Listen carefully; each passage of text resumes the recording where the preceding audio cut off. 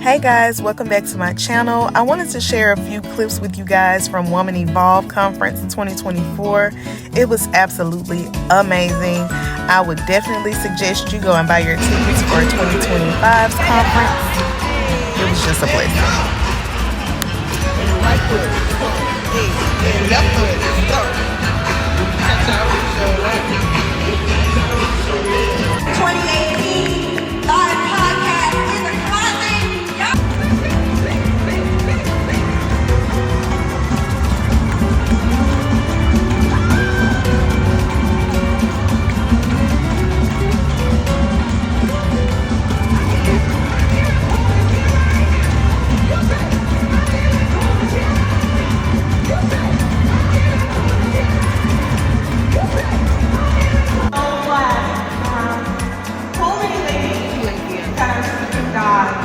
that wants to surrender to God. Amen. And we are so happy to have you here today. So before, while she was pulling content to try and capture what took place in this room, her family was under attack.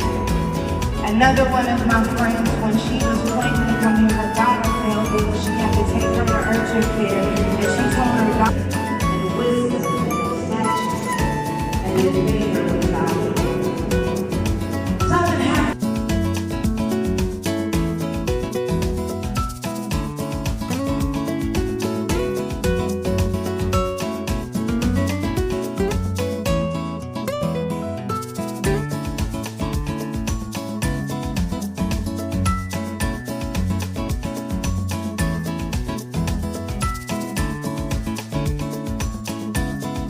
Hey guys, welcome back to my channel. If you're new here, my name is Toya, and I wanted to come on here and talk to y'all about the Woman Evolve 2024 conference. It was absolutely amazing. This was my first year going, and I really hate that I missed all the other ones because this was like awesome. Why didn't y'all tell me how amazing these Woman Evolve conferences are? This was my first year going, and I had such an amazing time. I went with one of my best girlfriends, and a time was had, okay? She had an amazing lineup of preachers and therapists and actresses. It was so many different people she had on the lineup that some I didn't even know about, and they were amazing. Gems were getting dropped left and right. The worship had me, honey. I felt like I had got dragged by the end of the conference. Y'all, the worship was amazing. Tasha Cobbs, Chandler, Naomi, and the Woman Evolve praise and worship team. Everything was just amazing. It was beautiful. The conference went smoothly.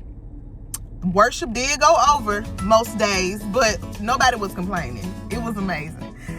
I had a really good time, and I wanted to come on here and talk to y'all about a few nuggets that I got from every speaker, because you know we us church girls, we share our church notes, period.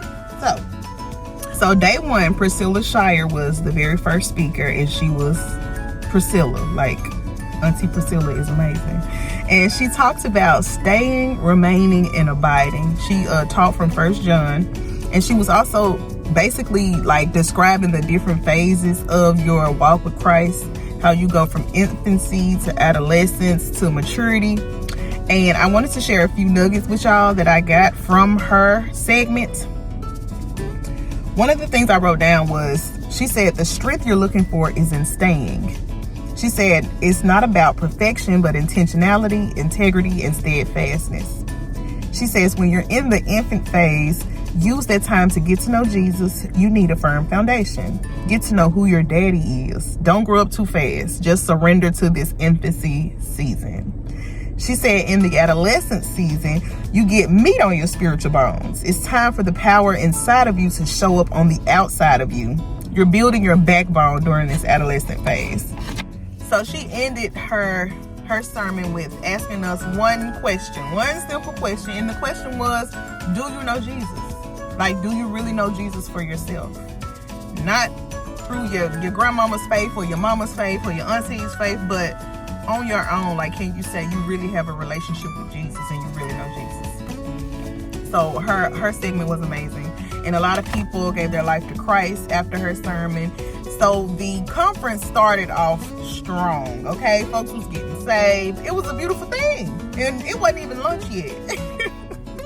So after Priscilla Shirer, it was Nona Jones, and I had seen her recently because she wrote a book about rejection, but I hadn't really, and I watched her on a podcast, but I hadn't really, really listened to her speak. And she talked about, she was on a panel, and she talked about in order to feel rejected, you had to have hope first. And she taught from 1 Samuel 16, verses 14 through 15. And she says, surrender to the position I thought I had with them, and God will meet me in the exact place I was rejected. A blessing. Tiffany Aliche, the Budgetnista. I love her. I've been following her for years.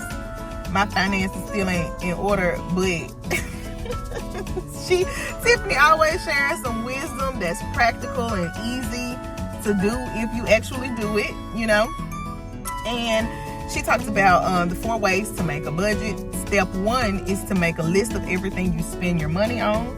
Step 2 is to have a monthly amount of everything on the list. Step 3 is to add up that list. And step 4 is to take that number from your take-home pay. She talked about how you need to prioritize your spending. You need to break it down to, do I need it? Do I love it? Do I want it? Do I like it? That's how you prioritize it. Break it down into those 4 categories. And what comes first is the do I need it. If you need it, then that's the first thing you need to be getting. But do I want it? That's more so about instant gratification. You really need to put it down, basically. So prioritize your spending into one of those categories. She talked about your noodle budget, and it's just basically, what can I live off of if I'm just living off the bare minimums? How much money do I need to have to just get by? Now, we're not trying to live on our noodle budget, but we want to go down to our noodle budget if something jump off, i.e. America's economy, okay? She talks about automating your money, how you can get your bank accounts separated, how you can split your check up 4 different ways, just going to HR and telling them, look, split my check up before I even get it because I'm trying to work on my spending. So it was amazing. I love Tiffany. And she's funny. And sis was sharp, okay? That dress was very, very much giving. The dress was giving, honey. The dress was giving African goddess, okay? She looked beautiful. Dr. Anita Phillips. Honey, we love Dr. Anita. She's just like the auntie I never had in my head. Dr. Anita, first, she talked every day. Every day she spoke. But her first one was about mother wounds. She talked about codependency. She talked about your personality. She talked about so many things. She had the women in there crying. We were in our feels. And she just talked about how some of the trauma that we experience is through epigenetics. Like, it may be something that our mother experienced, but we never personally experienced it, but we still get triggered by it, which is amazing to me. And she talked about so many different things as it pertains to trauma and wounds and the way we function because of those things. It was very insightful. I really enjoyed it. I took a ton of notes. I'm not gonna share them all with y'all, but let me share a few things. She said, spend time healing your inner child. You need to go play, go laugh, go and do things that you didn't get to do as a child. That's how you can heal your inner child. She talked about, in order to heal, you need to serve. So if you, for example, if you went through trauma because your mother was on drugs, go and serve people who are recovering from drug addiction. Through that, it's like a healing process. So that's what she talked about. And then Pastor Sarah preached about the moment of increase. And she talked about how increase is often disguised as heartache. Heartache was increase in disguise. It pushed me closer to God. Every obstacle is an opportunity for increase. It's one thing to lose a person, but it's another thing to lose your plan. Surrender to grief. Grieve what you need to grieve, okay? Don't be trying to hold it in and play strong. If you need to cry, go cry. It's okay. She said, I'm grieving, but I'm still believing. I'm not saying it don't hurt, but I'm believing.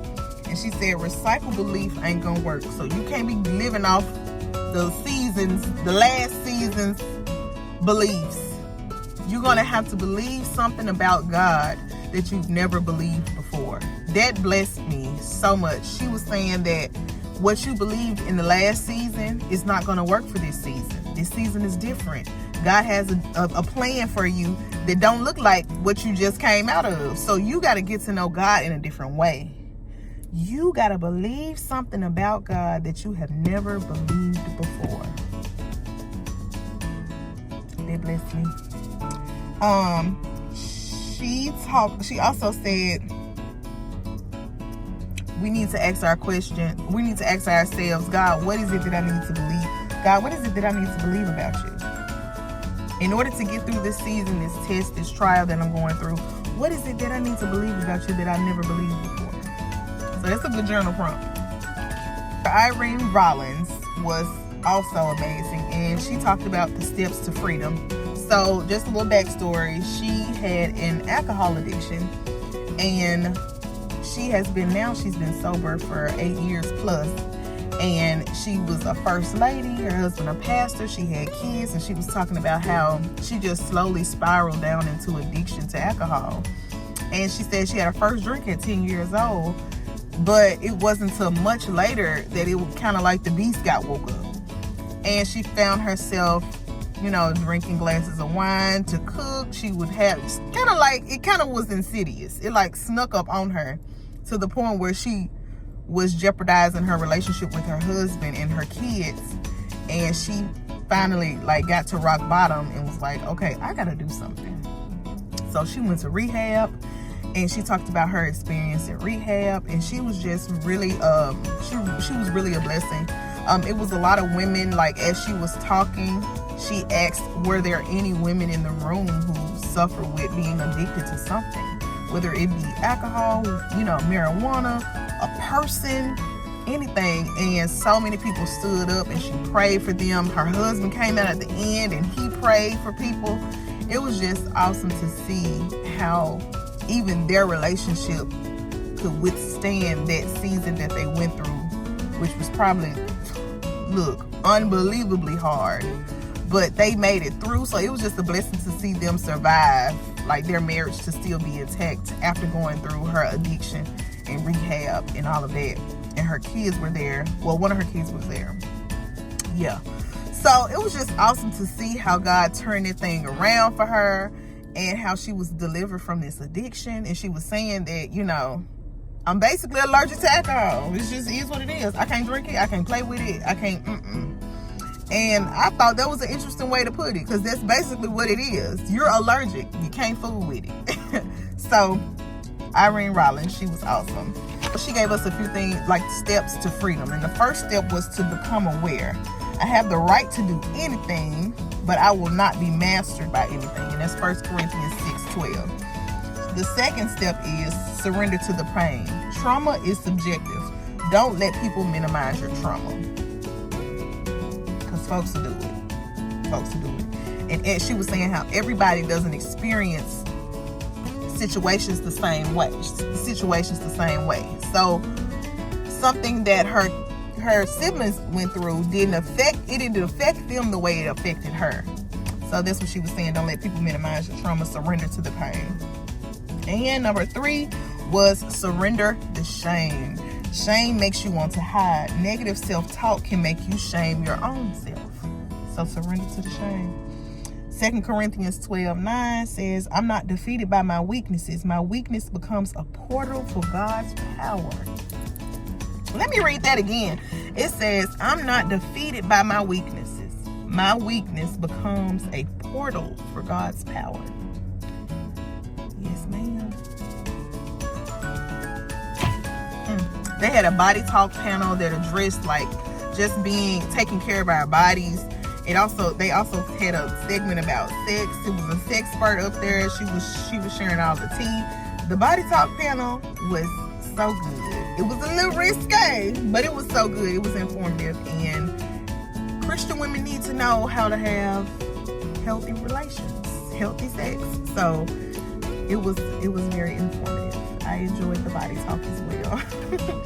After that, Pastor Cheryl Brady, baby, preached the house down. Do you hear me? And when I say this, I don't mean to offend nobody, but that is the blackest white lady I have ever seen in my life. She got, baby, Cheryl Brady has some soul, okay? I was like, I had never seen her before. I was like, where is this lady from? Who is she? Where's she been hiding? I had never seen her before, but she was such a blessing. Baby, we shouted and we praised God after her message, okay? We were there tarrying. The topic of her sermon was surrendering to the assignment. And she said the blessing doesn't come to where you are, but where you're supposed to be. So we got to make sure we in position. We got to make sure we're on our assignment and we where we need to be so we can receive what God got for us. Okay? So we need to get it together. We need to be in place. And she talked about Gideon. She said Gideon didn't choose God. God chose him. You can never know him in the power of his resurrection if you don't know him in the fellowship of his suffering. My God. God will never send you into a fight if he hadn't empowered you for it. Fear will have you to stop reaching for things he has given you permission to have. When God wants to safeguard his glory, he will allow you to go through things he can only get the glory for. God isolates you for greatness first. Be hidden and be okay with it, and don't forget to remember. Don't forget to remember the things that God did for you in the past. Remind yourself of how good God is. So don't forget to remember. Such a blessing. There was a co-ed panel, and it was so good. It was this couple sharing how they made it through a real tough season in their marriage. And it was just a blessing. It was a blessing to see so many people in healthy relationships and talking about how they got over the hurdles and how they made it through. It was just beautiful to see that. And Torrey preached about the strategy of surrender.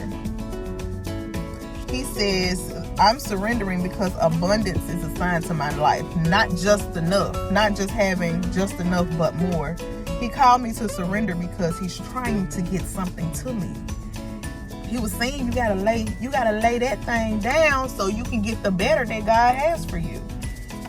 You won't get to the better if you don't lay down what you're trying to hold on so tight to. So, yeah. Surrender brings you into the unlimited. The seed of abundance is sacrifice. So if you want to live a life of abundance, you got to sacrifice some things.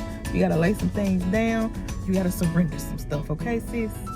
It says, if you hold on to something that God told you to put down, you've accepted mediocrity for your life. You will never make it past that point if you're not willing to surrender it. Put it down, let it go, release it, and watch God give you something 100 times better than what you had. It says, give up the good thing for the godly thing. The cost of the next level is sacrificing the level that you're on. You got to be willing to risk it all, friend. We got to be willing to risk it all to get God's best for our life. We can't hold on too tight to nothing. We got to keep our hands open. That means it's open for me to receive and to let go. I can't hold on to nothing too tight. Okay? And he had this, I guess you could call it a mantra. The down is the way up. That blessed me. I'm going to just leave that with you. Simmer on it. Down is the way up. And Torrey was the last person to preach. Sarah came out after him, but that was the end of the conference. And I just wanted to say it was an amazing weekend. I'm back at work today, and I should have took 2 days off to just soak everything in. But I had to get back to work. But ladies, if you haven't already, make sure you get your ticket for Woman Evolve 2025. It's going to be in Atlanta next year at the arena, I think that's the State Farm Arena. But at the arena, y'all know the arena I'm talking about. It's going to be in Atlanta. And it's going to be half the size that this one was. So when Sarah told everybody where it was going to be, she posted the link at the conference so we could have access to tickets first. And 7,000 women that were at the conference purchased tickets. Like, that. So I don't know if it's even any more tickets left, but if you can get a ticket, trust me, you want to get a ticket. It's gonna bless your whole life. It was so good. I'm wondering who she gonna have there next year. Atlanta stresses me out. The traffic in Atlanta works my nerves, but honey, it's gonna be worth it. It's gonna be worth it. So thank you guys for watching. I don't know if they're gonna be posting these sermons up on YouTube so people can watch them, but the sermons blessed me, so be on the lookout for those, y'all, because you don't want to miss them. The conference was amazing. I had such a great time, and it was just amazing to be able to worship with that many women. Like, you could feel the presence of God in there, and everything was so intimate. And she said, people say this every year, but even though it's 40,000 women in there, it did not feel like it was that many women. Like, everywhere you went, it was no awkwardness, no weird vibes. All the ladies were smiling at each other, speaking to each other. I was able to talk to women from all over. A lot of women that I met were from South Carolina, which was interesting. But I was like, y'all in this thing. And it was just a good time. It was just a good time. Like, talking to complete strangers. It's like, hey girl, how you doing? I like your skirt. Well, girl, you look good too. Where you from? Everybody was so friendly. Everybody was so friendly. So I really enjoyed that. I had never experienced that before. But let me get on out of here and get to work. My client just pulled up. But thanks for watching. Make sure you subscribe, share, get your ticket for Woman Evolve 2025. And yeah. Bye, y'all.